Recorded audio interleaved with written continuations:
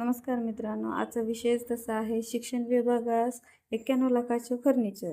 ही आजची हेडिंग आहे न्यूजची. बघा, फर्निचरसाठी 91 लाख देत आहेत. आजच्या नगरपालिका, जिल्हा परिषद, महानगरपालिका अशा शाळांची कंडिशन एवढी बेकार झालेली आहे. तिथे खरं तर सुधारणा व्हायला पाहिजे. तिथे शिक्षक अपडेटेड द्यायला पाहिजे आणि ह्या भरत्या दरवर्षी व्हायला पाहिजे.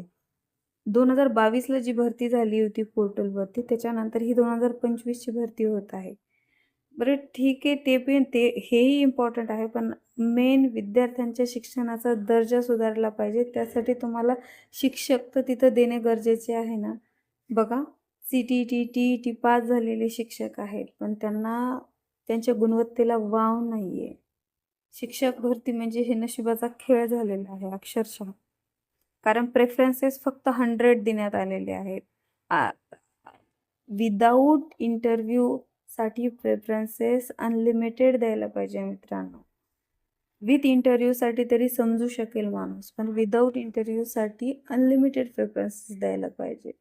तर इथे शिक्षणावर खर्च करण्याच्या ऐवजी शिक्षण विभागाच्या फर्निचरसाठी खर्च करण्यात येत आहे. हे खरंच दुर्दैवी बाब आहे. कारण शिक्षण विभागाने शिक्षणामध्ये कशी विद्यार्थ्यांची प्रगती होईल याकडे लक्ष द्यायला पाहिजे. बस थोडंसं चर्चा करावीशी वाटली, मत मांडावं असं वाटलं म्हणून. तुम्हाला काय वाटतं?